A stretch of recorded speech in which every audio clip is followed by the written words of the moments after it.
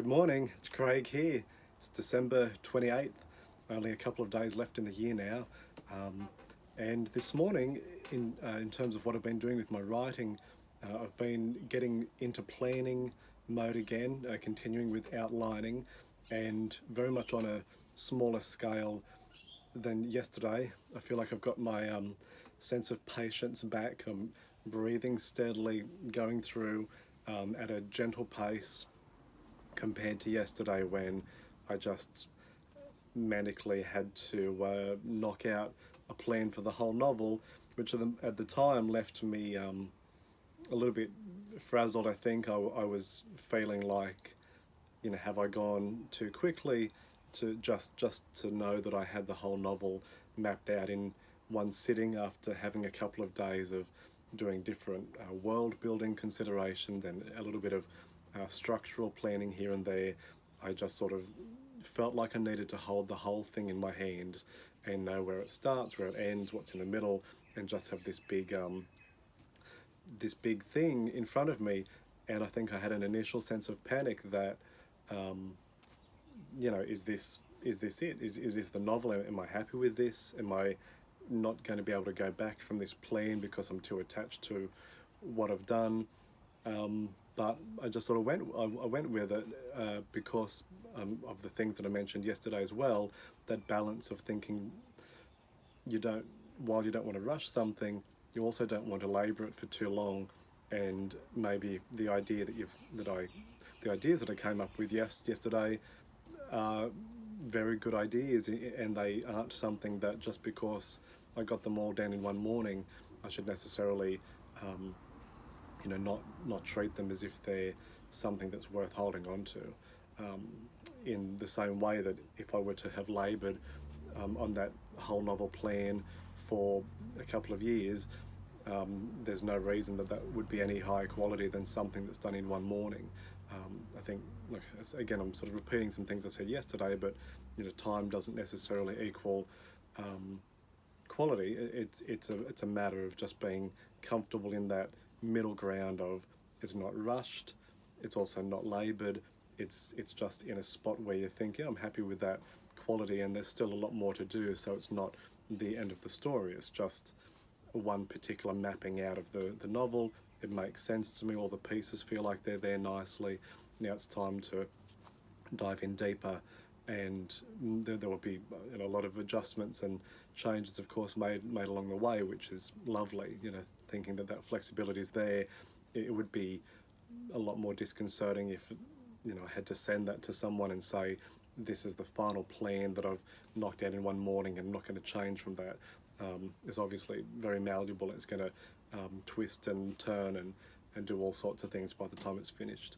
But what I've done this morning, and I'm really happy with this, it feels like a really nice, successful morning of writing, and also a bit of a plan going forward for what I'm going to do over the next 2 weeks, is now that I do have that whole novel scope, I'm looking off camera because I've got my laptop. I'm going to sort of read you some things that I've been planning this morning, and I'll post what I'm about to read, this sort of template that I've come up with, onto the blog. But the idea is, so I've got 24 different acts within 6 chapters, so 4 acts per chapter, and each act has 5 scenes. I know I've said this multiple times in the other videos, but it helps me to keep remembering where I'm up to. So what I've got is, now that I've got all 24 acts mapped out, I'm now going into each of those 24 acts to put a lot more detail in, because when I say I've got them mapped out, I've got like a single or 2 sentence line that just describes the general scope of what's happening in that act. But outside of that general scope, I don't have much of an idea. So now it's about going in and putting those ideas in. And I've just come up with a template this morning that felt like it fit nicely with the way that I'm thinking at the moment. At the top of the planning sheet, and this is what I'll upload to the blog, I've got the time of day that particular act is taking place. So I've got up here 10:30 p.m. is the time of evening. I've then got the setting, so where does this act take place? And this particular act takes place in 3 different locations because the characters move from, in this instance, they move from a high car park area, and then they go into an apartment building, and then they end up on the street level. So they're sort of going down these 3 levels across this act. I've then got the subheading characters, and I've got, so the book is really made up of 2 protagonists, a man and a lady, and so it's got the lady's name, and then says start, and then her name again and end. So what is she, what do we see of her at the start of the act, and what do we sort of see and know about her at the end of the act?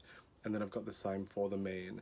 What do we see and know about him at the start of the act, and then what do we know about him at the end of the act? And that was really nice to put that down, you know, particularly because, say, for the woman, she, at the start of the chapter, is strong, in control, taking risks, very confident, and then by the end of that act, which is only in like 650 words or something,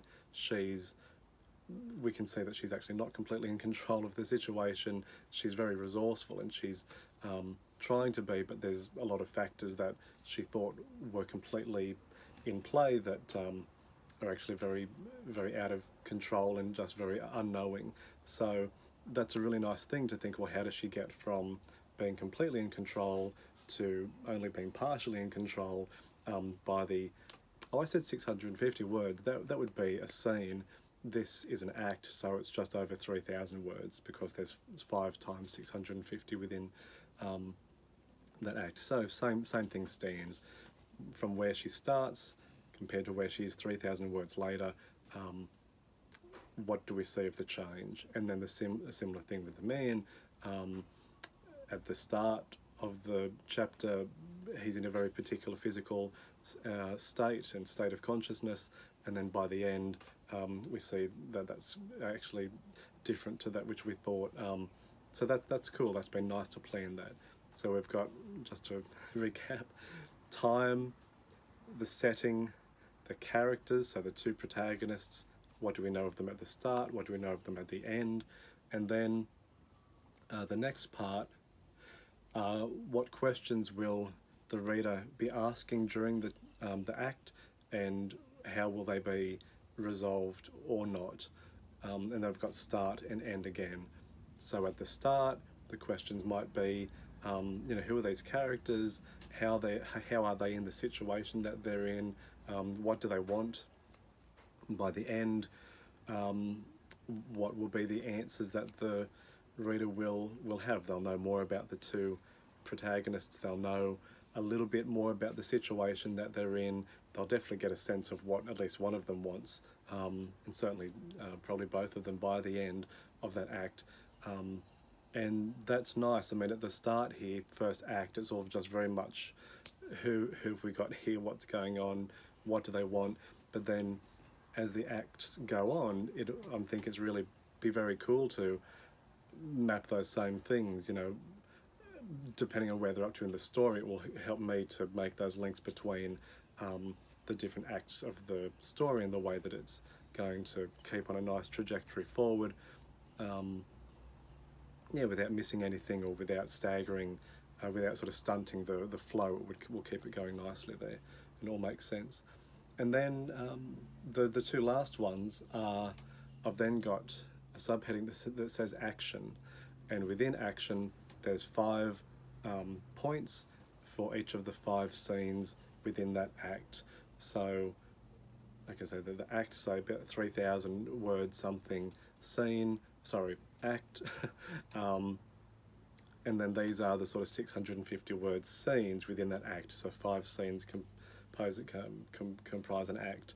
And then this is really where the meat of the description is, because it's like, you know, scene 1, they're standing on the car park here, they're looking over the city, such and such is doing this, they hear something, they respond, and so I've got all the, let's say there's about, say, 200 word description of what the action is within that scene, and then later my job will be to turn that, say, 200 word description into like a 650 word prose scene, where it's all fleshed out nicely, the way that it's going to read in the book. And then so I've got that for each of the scenes.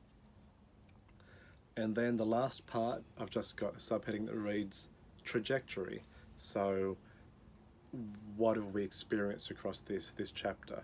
I've just got, we've been introduced to the main characters, we've been introduced to the city, we've been introduced to the reality of the world. There's other things we've been introduced to there, you know, the action, the tone, the prose, the descriptions, the worldview, a sense of where the story's going. And again, this is all very, you know, start of novel stuff, but that trajectory is, again, it's very important for me to have running through, in that I want to know where we've started, I want to know where we're going. So when you get to the end of that act, 3,000 or so words later, I know what the reader is thinking, hopefully, and experiencing, so I can say, well, what happens next? You know, what's the next thing to keep things moving? And it's nice, it's fun. It all maybe sounds a bit clinical in terms of the way that I'm planning it, but I look at that and feel great, because I know everything about what the characters are doing at this point. I know what the scenes are going to entail. I'm really looking forward to spin all that into prose soon, but I'm being patient and breathing and taking it casually in terms of wanting to complete all these overviews. I'm just gonna get a drink, it's all right. I'll grab a drink soon. Yeah, to see how it goes. So my plan for the next 2 weeks, I think, is that I've got 24 acts that I need to do this same planning for, the same level of outlining. I'd love to do 2 a day. Now, that one this morning took me maybe just over an hour, so not too long really. And I did know quite a bit about that. I didn't sit and think too much about it, because I sort of already have a sense of the start of the novel in mind. Some of the other acts coming up, I'll have very little idea at this stage, so it might take longer, and, you know, more planning and more thinking involved. But at this stage, I'd love to think I could get 2 done a day, 1 in the morning and 1 in the afternoon. So an hour, at least an hour in the morning planning 1 act, and then at least another hour in the afternoon sometime doing the 2nd act. I think it's too much to try to do 2 in 1 session, because I think it's quite intensive on the brain to sort of think through and plan that stuff. But 2 a day would mean that 24 acts can get planned out and finished in about, in 12 days if all goes well there. And if, you know, 1 act needs to be planned in 2 different sessions in 1 day, you know, that will push the days out a bit further. But I mean, I think between, say, 12 and 24 days, 24 days the max, if it was 1 act each day, 12 days would be the minimum if I get 2 done a day. That's pretty good, because I mean, I'm planning to go, say, 2 months into next year in terms of outlining and planning. So to get all the acts completely planned out within the next 2 weeks would have me well on time, in terms of then having at least a month and a half to further polish, further refine, further go into the scenes, and do more planning there. And then when I actually start to hit the prose, which I guess I'm thinking at the start of March, at this stage will be when I would like to start that. The way that I allocated writing times within that period from the start of March was to spend the Saturday morning of each week looking over the scenes, the acts, really further planning and detailing things and massaging the details of what's going to happen. And then writing scene 1 on Monday, scene 2 Tuesday, then Wednesday, Thursday, Friday, so the 5 scenes on the 5 weekdays, and then spend Sunday reviewing, editing, revising, and getting ready for the next day, where it'll be planning out the next act, the next 5 scenes. So that's, I guess what I'm saying there is, it's not like the planning is just happening now and then it'll be, you know, really strict writing deadlines every day. There will be those deadlines in place, but for 2 days every week, it will be planning and revising, further planning, so the cycle can keep going. So it won't be it will all, the planning is built into the writing, I guess is what I'm saying, across the months of writing after that starts in March, if all goes to plan, which so far so good. So thank you for watching. I'll pop this template up onto the blog, and I'll just write a little bit of a description of what I've mentioned there. And yeah, thank you for watching. I'm going to do, like I said, hopefully at least an hour more this afternoon to plan the second act, and then I'll be back tomorrow morning to work on Act 3. I hope you have a great day, and I'll chat to you soon.